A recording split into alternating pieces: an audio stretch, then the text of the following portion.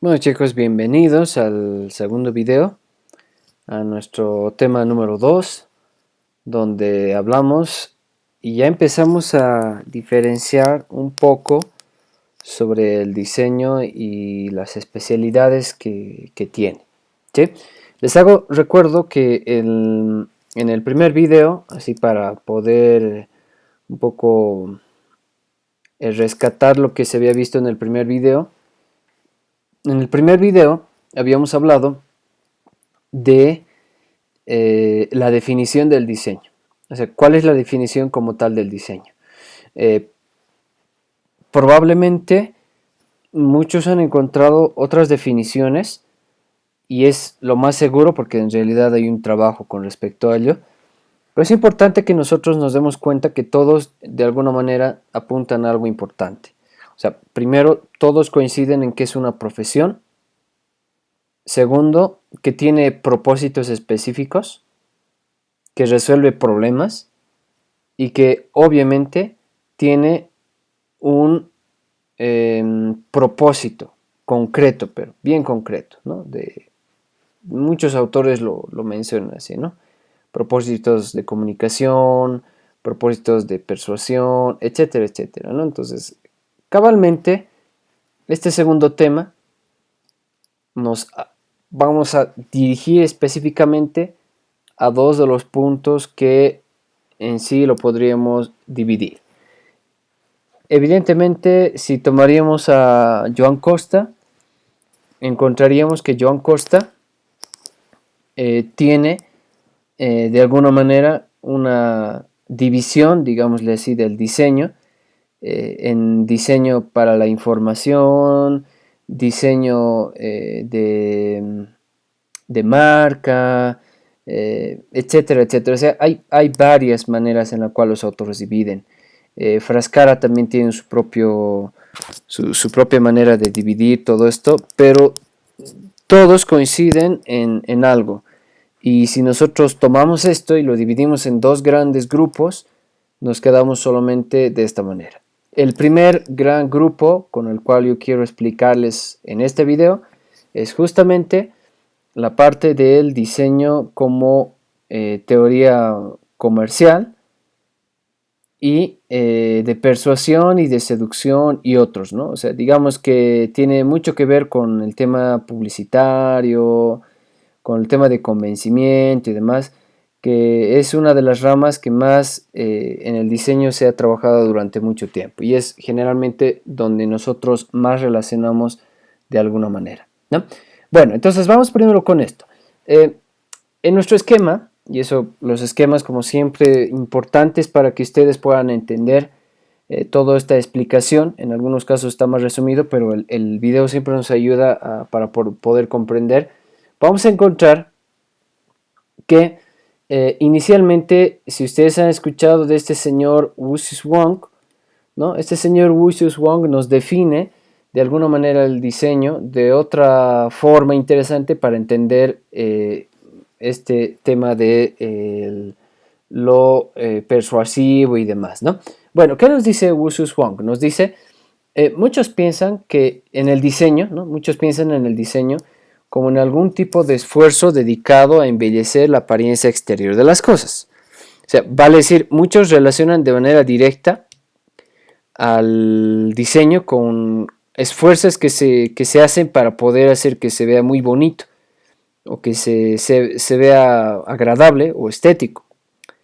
Y dice, después nos dice, ciertamente el solo embellecimiento es una parte del diseño, pero el diseño es mucho más que eso, mucho más que eso, mucho más que simplemente un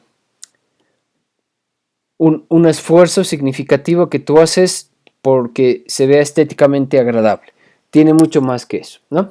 Entonces ahí es donde nos menciona, y eso muchas veces creo en las clases ustedes lo han mencionado, el tema de la comunicación. Entonces, aquí dice, el diseño es un proceso de creación visual con un propósito, ¿sí?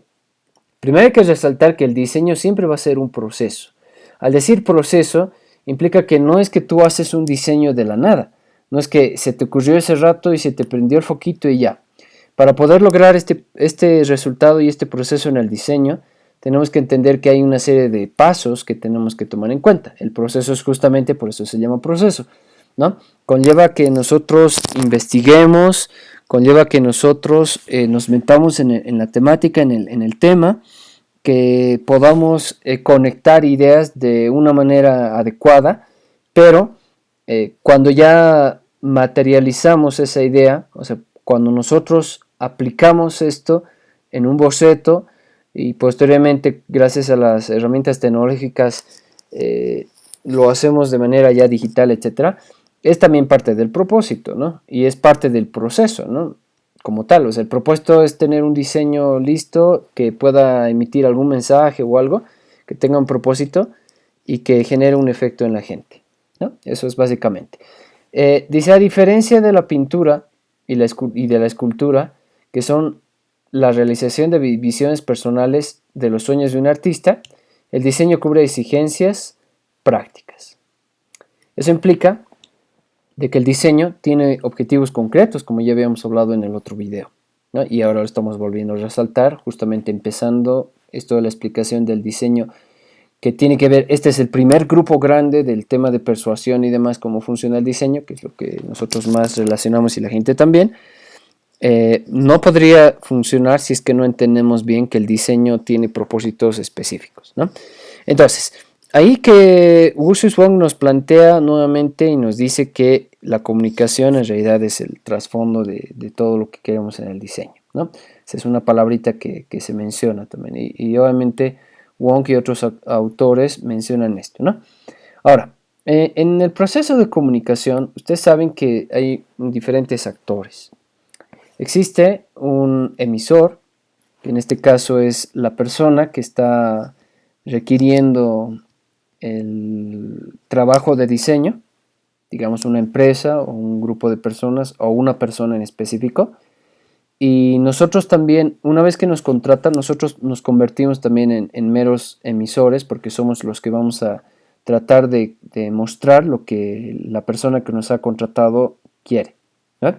Existe un mensaje que es el cual nosotros vamos a ver la manera de cómo hacer que esto llegue. O sea, hay muchas formas de hacerlo a través de diferentes mecanismos que ustedes los conocen muy bien. Y obviamente este mensaje tiene que llegar a un grupo de personas determinado. En este caso podría ser, ahí hay que diferenciar R y P, o sea, receptor y perceptor.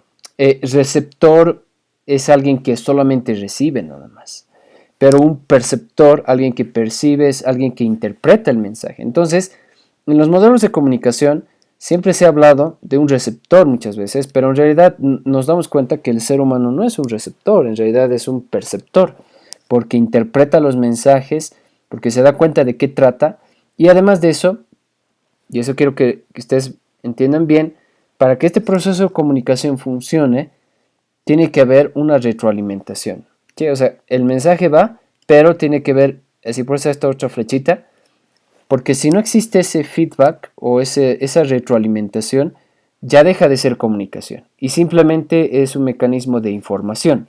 Es algo que tú informas y ahí queda. Pero la comunicación tiene que ver con mandar un mensaje y tener una retroalimentación. En todo este proceso, obviamente existe un contexto, que hemos hablado eso en la anterior semana, los contextos que tienen que ver con temas sociales, culturales, etcétera, etcétera. Y inclusive puede existir un ruido comunicacional, ¿no? El ruido comunicacional, que es aquel que hace que a veces no se interprete de manera adecuada, etcétera, etcétera. Todo esto es un esquemita bien pequeñito que nos resume algo que creo que desde que empezamos la carrera entendemos. Vamos a este punto. Frascara lo divide entonces en dos grandes grupos, lo que les decía, el diseño de persuasión, que es la manera en la cual influyes en la conducta o influye sí, en la conducta del público como tal. Y hay otro grupo más que está en el otro video, pero ahorita estamos hablando específicamente del diseño de persuasión. El diseño de persuasión, que es parte de esto, que es la teoría comercial, persuasión y seducción, etc., tiene que ver con algunos aspectos interesantes y es lo que muchas veces la mayoría de nosotros se ha centrado y ha hablado muchísimo, ¿no? El hecho de publicidades y demás. A ver, sin embargo, el diseño de persuasión, Jorge Frascara lo divide en tres también. O sea, el diseño de persuasión es parte del grupo, o sea, en realidad es el primer grupo grande que estamos hablando, pero a esto de la persuasión y demás, que además Frascara dice que es la manera en la cual tú influyes en la conducta de la gente, del público, él lo divide en estos tres. Existe la publicidad, que él nos menciona que puede ser comercial y no comercial, eso ahorita lo vemos. Nos habla de propaganda, que tiene que ver con temas más políticos y ideológicos, y nos habla de las comunicaciones de interés social. O sea, por ejemplo, cuando hay comunicaciones de salud, higiene, seguridad, prevención de accidentes, etcétera, que tiene que ver más con un punto social, de hecho, ¿no? Entonces, esas tres líneas que nos menciona Frascara son fundamentales entenderlas dentro de este diseño de persuasión. Evidentemente, hay otros grupos que ahorita los vamos a ver, o sea, pero nos estamos centrando en este caso en el primer punto que habíamos comentado, que es la teoría comercial. ¿Sí? Bueno, vamos entonces rapidito al primer punto de la publicidad.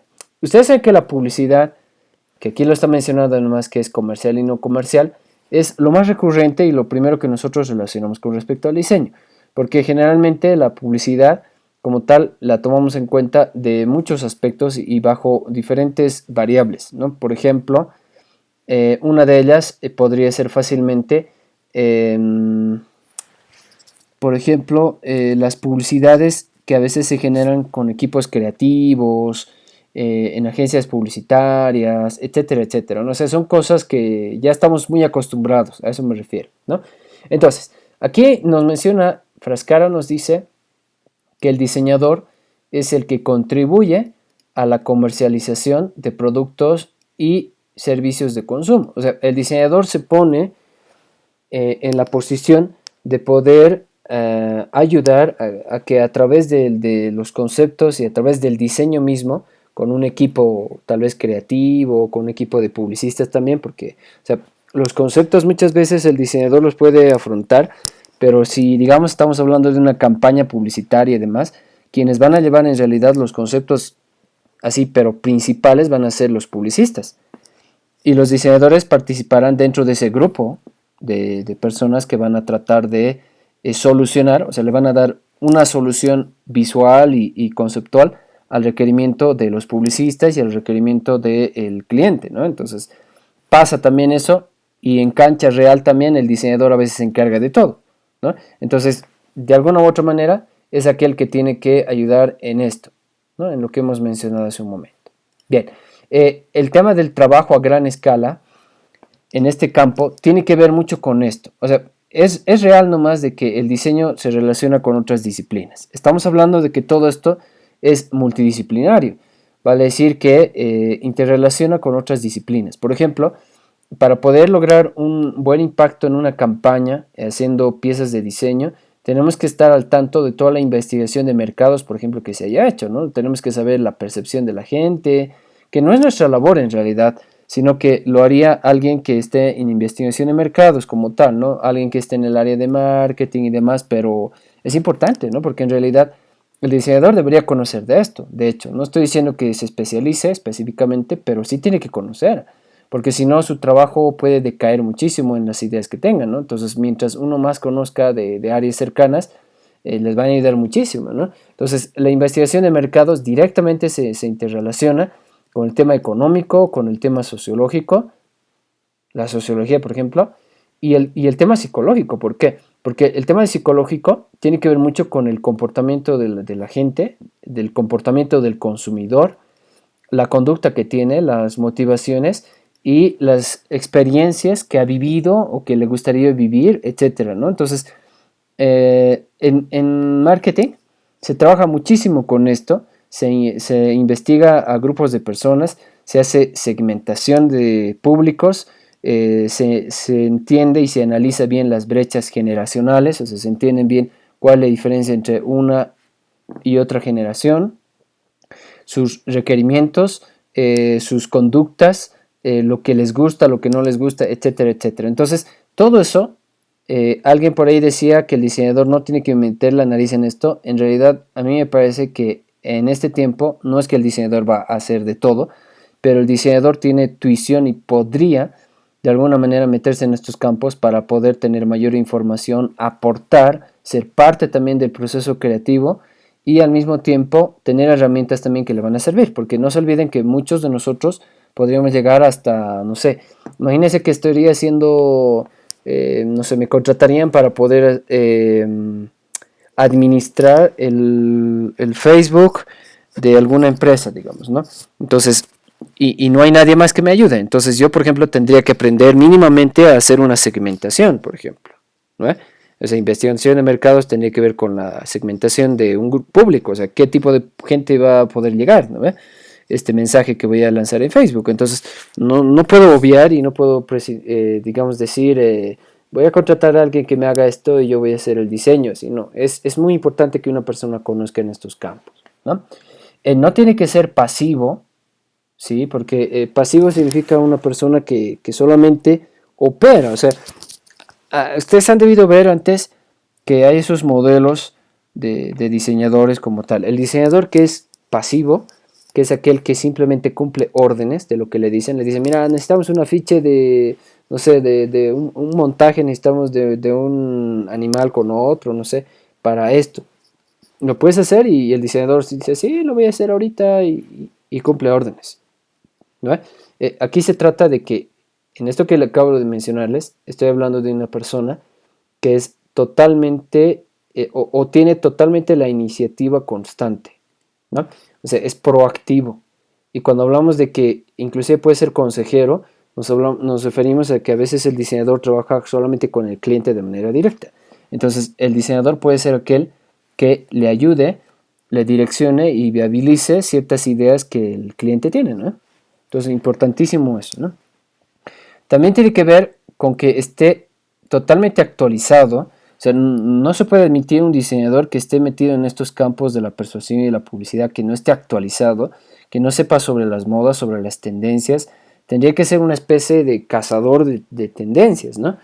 En marketing, por ejemplo, esto del cazador de tendencias, hay una especialidad que se llama cool hunting, ¿no? Y el cool hunting es el cazador de tendencias. Este tipo de personas que se dedican al cool hunting, o lo que muchos le llaman se vuelven cool hunter, esta persona se encarga de estudiar a los públicos, de saber qué está pasando, de saber el background, o sea, de saber qué hay detrás, tener datos a la mano, etcétera, etcétera. Entonces, el diseñador tiene que estar bien metido en esto también, o sea, no por el hecho de que no esté en una carrera como marketing o no se vincula de manera directa, así, pero bien, bien directa, va a dejar de lado esto. En realidad, el diseñador tiene que ser aquel que esté comiéndose constantemente la información porque le ayuda, ¿no? Y esto del tiempo se refiere a que en este campo los diseñadores son los que más presión tienen porque tienen que saber optimizar bien sus procesos, ¿no? O sea, realmente hacer una campaña, hacer piezas es bien complicado. No es tan fácil, toma tiempo, pero si uno no se organiza y no administra bien su tiempo como diseñador, porque eso es algo que es en una verdad en nuestro contexto, y tal vez alguno de ustedes ya está trabajando, se va a dar cuenta que la presión que se tiene y el tiempo con el que uno a veces puede contar en el campo del diseño es bien reducido, ¿no? Y más todavía cuando se trata de un tema que es más comercial. O sea, que hay gente que te está pagando para que tú hagas piezas y demás para un propósito, ¿no? Esto de lo comercial puede implicar todo esto. Puede implicar el tema de los envases, desde el tema de envases que tiene que ver con el packaging, por ejemplo, que es uno de ellos. El packaging es genial y es parte de lo que el diseñador podría hacer también. O sea, muchos piensan y consideran que el packaging no es parte de este tipo de publicidad persuasiva y demás, o diseño con publicidad y demás. No, en realidad lo es, ¿no? Porque a través de este empaque le estás dando un valor para que la gente también lo compre. Entonces estás coadyuvando a que pueda haber un proceso de compra, ¿no? Exactamente lo mismo podría ser para la parte de la identidad visual, llamaremos bien, digamos que como referencia en los textos, Frascara dice diseño de imagen, que tiene que ver no solamente con hacer la marca y demás, él lo menciona así, pero en realidad sabemos que esto es la identidad visual. Pero no solamente se trata de hacer la identidad visual y ahí muere, ¿no? Se trata de hacer la identidad visual y se trata también de trabajar en toda la estrategia de imagen que se va a generar. Eso conlleva mayor tiempo para poder hacer una campaña que pueda generar a través de diferentes estrategias información, fluidez y demás para poder hacer que una empresa se conozca. Ese proceso o parte de ese proceso en el mundo, digamos, imaginario que es usar una marca, sería utilizar el branding, ¿no? Que el branding que es la gestión de marca, por ejemplo, ¿no? Que es ya prácticamente crear un discurso para que la gente entienda una marca de una manera, logre confianza y demás, ¿no? Entonces es parte de ello también. Pero creo que lo más recurrente de esto, muy aparte de lo que estamos ahorita mencionando, el tema de envases que pueden ser creativos, o el tema de la marca, o la imagen vinculada al brand, y acabo de mencionarlo ahorita, también uno de los puntos más fuertes es el tema de generar campañas, ¿no? Entonces, lo malo es que en el campo del diseño, y hace mucho tiempo, siempre se han empezado a caer en este tipo de arquetipos que se dan en la sociedad, donde vale más poner una modelo o un modelo y demás en ropa interior o en bikini, no lo sé, para poder captar la atención. Yo personalmente no soy mucho de la idea de que, o sea, no estoy en contra de esto en el sentido de que a muchos les puede funcionar, pero sí pienso que las alternativas varias que podrías generar no las estás aprovechando, ¿no? Ustedes pueden ver aquí diferentes publicidades que se han hecho a través de campañas de marcas bien conocidas que tienen un concepto bien interesante, ¿no? Y están utilizando lo que se llamarían las figuras retóricas, ¿no? O sea, las figuras retóricas, pero la retórica visual, ¿no? O sea, la imagen, contar o decir un discurso a través de la imagen, pero de una manera distinta. O sea, por ejemplo, aquí al decir que aspirina es fuerte contra el dolor, por ejemplo, ¿no? O al decir que la galletita Oreo hay una ley de la gravedad con el cual hace que la leche sí o sí se apegue a la galleta, por ejemplo, ¿no? O decir que hay un horario y el horario perfecto para el café es un horario específico, o es hora de tomar Nescafé, no hay tiempo y horario para Nescafé, etcétera, ¿no? Entonces, es parte también de ello, ¿no? Entonces, en el proceso de una campaña, como les digo, hay todo un estudio y una estructuración, o sea, de verdad yo les digo, a veces hemos entendido mal y hemos aprendido mal muchas veces, en realidad no porque hemos aprendido mal, sino en realidad lo que pasa es que muchas veces cuando nosotros decían vas a hacer una campaña y nosotros pensábamos que era simplemente hacer un cartel de estos, en realidad hacer una campaña tiene todo un proceso, les cuento, ¿no? Entonces tiene que ver con crear una estructura donde generalmente comienzas con un brief, haces un estudio, planteas objetivos generales y específicos de la campaña, objetivos publicitarios, eh, dispones plan de medios, generas el concepto creativo, el tono que va a utilizarse, eh, qué tipo de, de figuras literarias vas a usar, hasta presupuestos, ¿no? Inclusive tienes que hacer tu línea de tiempo de lanzamiento de campaña, cuánto tiempo va a estar la campaña, a través de dónde te vas a mover. O sea, eso es otro mundo grande, ¿no? Les digo por eso porque yo en la carrera de publicidad y marketing me doy cuenta de todo su proceso que es súper largo, ¿no? Y en la última parte es donde recae ya realmente la creatividad del diseñador, donde a raíz del requerimiento de toda la planificación que se ha hecho, de toda la documentación y todo, realmente ahí llega ya la idea y el chispazo del diseñador, que es el que tiene la posibilidad de utilizar todos estos recursos para sorprender y generar algo nuevo, ¿no? Entonces, a eso va. Pero todo esto tiene el propósito comercial, ¿no? O sea, la idea es de que se venda un producto, la gente consuma o tenga en mente o tenga una pregnancia, ¿no? En nuestra mente, ¿no? La pregnancia es que se quede grabado en nuestra mente, ¿no? Y también les cuento que existe también la publicidad no comercial. Entonces, la publicidad no comercial y aquí está bien clarito en lo que les dejé en este esquema, en este mapa y esquema, es básicamente la publicidad no comercial lo que hace es promocionar actos, por ejemplo, o es la promoción de actos y eventos culturales, por ejemplo, gratuitos, no políticos o ideológicos, porque eso ya es diferente, la promoción de servicios sociales y de parques o atracciones sin fines de lucro, o sea, eso es bien importante recalcar, sin fines de lucro, de educación a la comunidad, de la comunidad y cualquier mensaje tendiente al bienestar de la gente. O sea, una publicación que sea interesante, como estas que acabamos de ver que son interesantísimas, pero con propósitos no lucrativos, ¿no? O sea, que puedes mostrar algún tipo de mensaje, pero que de alguna manera nos refleje otro tipo de matiz en esto, ¿no? Entonces, esa es la publicidad no comercial. Por ejemplo, si fuera un cartel que yo haría para un evento cultural gratuito, estaría haciendo publicidad para ese evento cultural, pero como nadie cobra, entonces es publicidad no comercial, ¿no?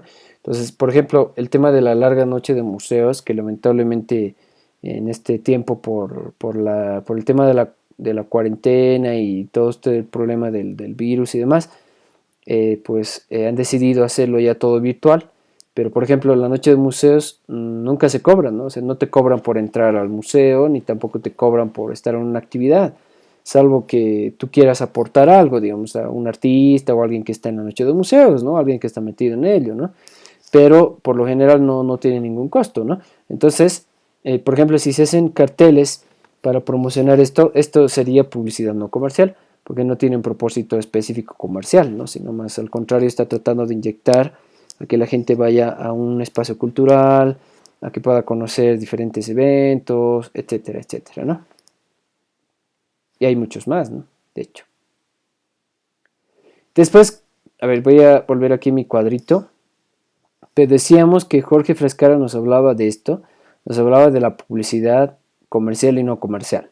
Pero el segundo punto es la propaganda, ¿no? Entonces vuelvo en mi esquema y no voy a chocarme con el tema de propaganda para que no se mezcle y no piensen que está así medio raro, ¿no? El tema de propaganda tiene que ver con propósitos que son políticos e ideológicos generalmente. Y como aquí nos menciona, no solo informa, porque el tema de la propaganda, ya que tiene una cercanía muy grande con temas que son políticos e ideológicos por lo general, pero en realidad muchos pueden pensar que con esto, con este tipo no sé, de piezas que son propagandísticas y demás, informamos algo, ¿no? En realidad no es tanto solo informar, o sea, lo más importante de la propaganda es influir, por ejemplo, en la opinión pública, o sea, influir en que un medio de comunicación, la gente, las personas hablen sobre esto, ¿no? Entonces, generalmente esto de la propaganda es algo bien controversial y el diseño, si se ha prestado para esto, también es controversial. Pero quiero decirles que yo en todo este tiempo he escuchado dos corrientes. Primero, personas y autores también como el mismo Frascara que diferencian la propaganda de la publicidad y nos dicen que la publicidad es cuando tú haces piezas de diseño con propósitos comerciales para vender productos, servicios y demás, y la propaganda que tiene que ver con tratar de generar en un grupo de personas una idea, o sea, pasarles la idea para que ellos lo transmitan, lo propaguen, justamente, ¿no? Eso es lo que muchos autores dicen. Sin embargo, les cuento que estudiando ya más a detalle el tema de propaganda, en realidad, y eso le puse a propósito acá, en realidad les cuento que la publicidad en realidad es algo más pequeño que la propaganda. ¿Por qué? Porque los propósitos propagandísticos, o sea, propaganda viene de propagar como tal, tiene matices antiguísimos. O sea, la propaganda no se ha hecho desde que se ha creado los primeros carteles, por ejemplo, en las guerras y demás. En realidad los propósitos propagandísticos vienen desde mucho más antes, ¿no? Entonces, inclusive había mucho antes del tiempo de este tiempo donde la publicidad como tal, digamos, llamémosle así, la publicidad comercial ingresa en el siglo XX. Mucho más antes de esto había personas que tenían y hacían estrategias propagandísticas, porque si se trata de propagar, implica de que una persona eh, hacía, y eso se hace mucho en política y cuando uno tiene posturas ideológicas lo hace, eh, vendes la idea para que otros se alineen a ella porque te da un beneficio, etcétera, ¿no? Entonces, miren, la publicidad y la propaganda, muchos lo diferencian como tal, pero hay, por ahí yo escuché también una persona, y tenía razón, basado en libros de propaganda, que la publicidad en realidad implica dentro de sí propaganda. ¿Por qué?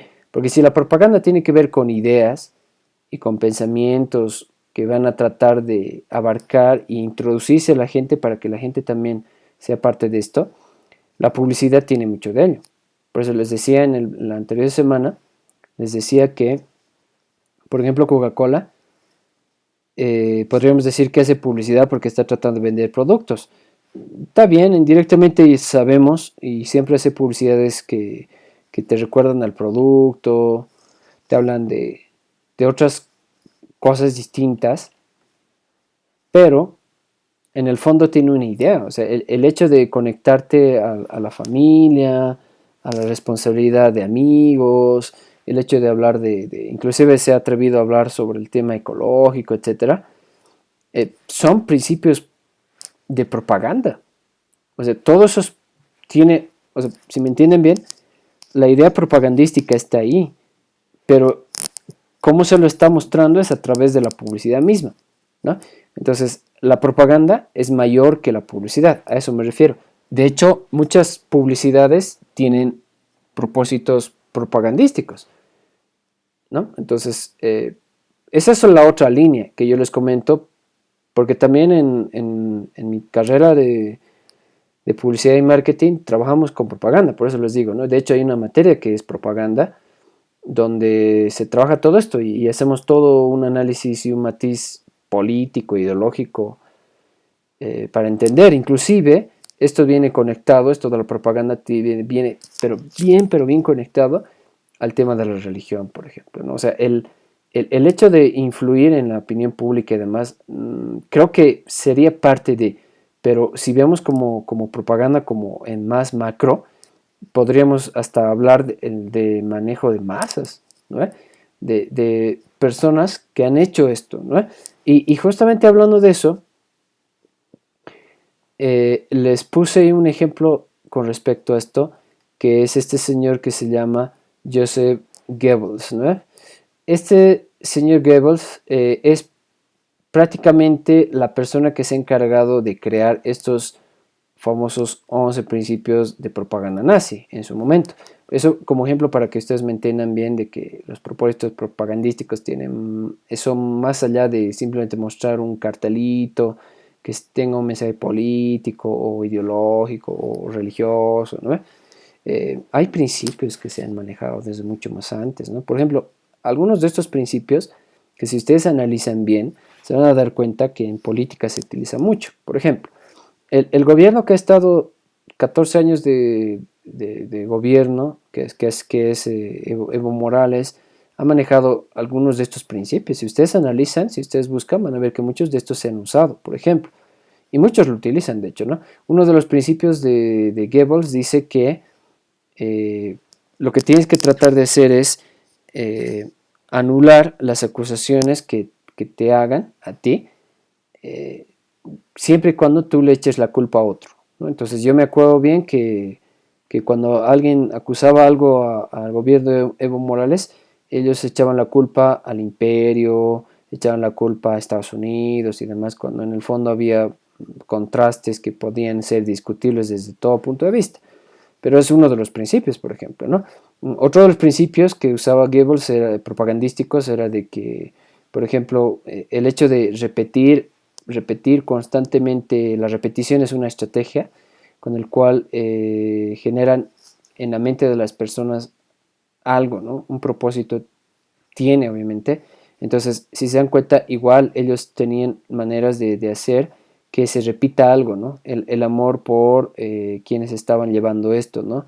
Por el Führer, que sería en este caso Hitler y otros, ¿no? Entonces, en este caso yo recuerdo bien que aquí, igual haciendo una analogía con el gobierno de Evo Morales, así analizando de una manera un poco contrastando lo que les digo ahorita, por ejemplo, siempre se repetía el lema, ¿no? De Evo cumple, o no sé, discursos que siempre se hacían, ¿no? Entonces, es parte de ello también, ¿no? Entonces, de eso se trata, ¿no? Entonces, los principios de propaganda comienzan en ello. Evidentemente tiene matices políticos, a veces religiosos, sí, porque la religión es uno de los mecanismos de control más grandes que hay, ¿no? Se puede mover masas increíblemente a través de ello, ¿no? Hay obviamente pasos y procesos con el cual se trabajan, pero el diseño puede, como decíamos en el primer video donde John Costa hablaba, puede ponerse como herramienta y como parte crucial y puede ser cómplice de esto, ¿no?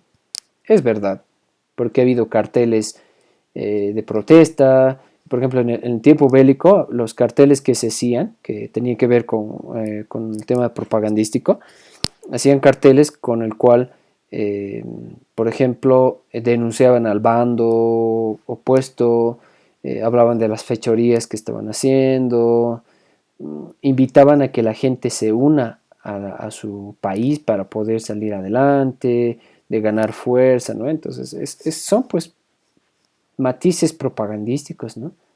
Es lo mismo esto les cuenta que ha habido muchos grupos en estos años, posterior a la Segunda Guerra Mundial, después, en este tiempo, por ejemplo, de la guerra de Vietnam y todo ese contexto en este sector, digamos, tal vez hablando un poco más de Estados Unidos, pero en otros países en Europa y demás, también ha existido un montón de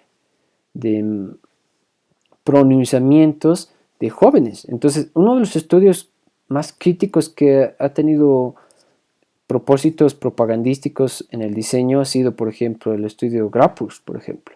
Si ustedes saben, si buscan un poquito sobre ello, pero ellos han sido bien críticos en sus propuestas. Y como tal, es como que los principios propagandísticos tienen que ver con que yo defino una idea que les convenza al resto y que tal vez sea conveniente para ellos y de alguna manera, así como un discurso político, haga que esa gente me apoye, me jale gente y de alguna manera influya en otros, ¿no? Entonces es exactamente igual. Este tipo de carteles que eran críticos tenían un discurso detrás. O sea, créanme, lo que les decía en los estilos, eh, todos los estilos de diseño y de arte y todas las tendencias que en su momento se han vuelto estilos y demás, en el fondo tenían propósitos ideológicos, propagandísticos y otros, ¿no?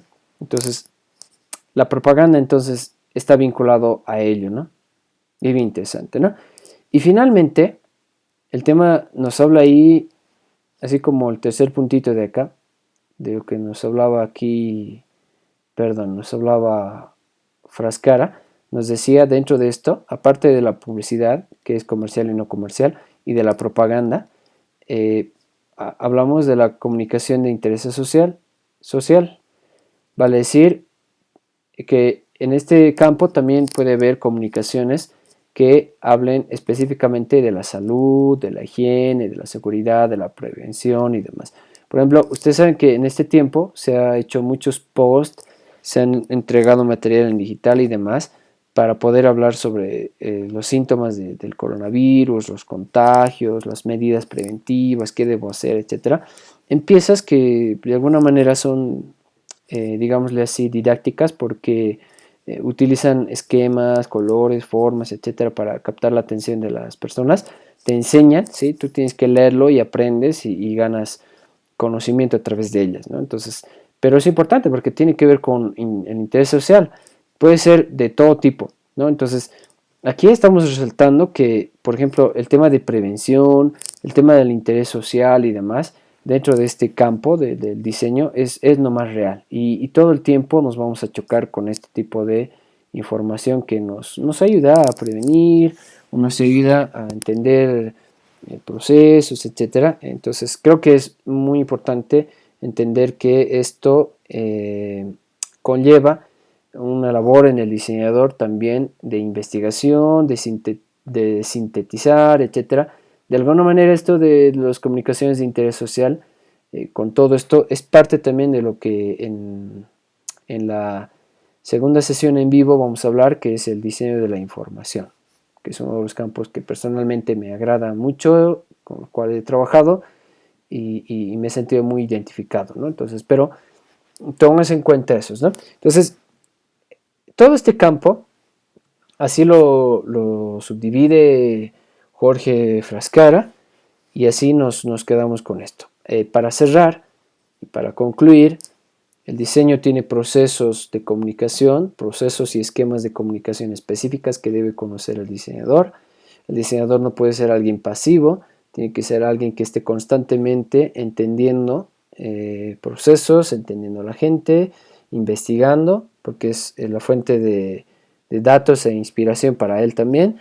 Es muy importante que trabaje con equipos multidisciplinarios, con publicistas, con personas de psicología, personas que puedan entender bien el comportamiento del consumidor y obviamente la genialidad está también en poder utilizar distintas herramientas como por ejemplo retórica visual, conceptos creativos y una serie de instrumentos para poder relacionar y unir ideas, ¿no? O sea, hay miles de formas que muchos lo hacen, a veces es más innato lo que uno tiene, pero a veces hay métodos también, metodologías como metodologías de diseño, como el design thinking y demás, para poder desarrollar todo esto también.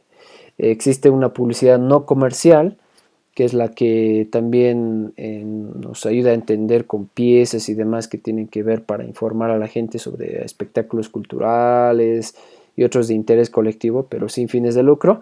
Y también existe la propaganda como madre de la publicidad, para que también podamos entender que puede tener propósitos de mover gente, manejar masas y otros, ¿no? Grande, de hecho, muchísimo, muchísimo, de hecho. Y finalmente el esquema del diseño de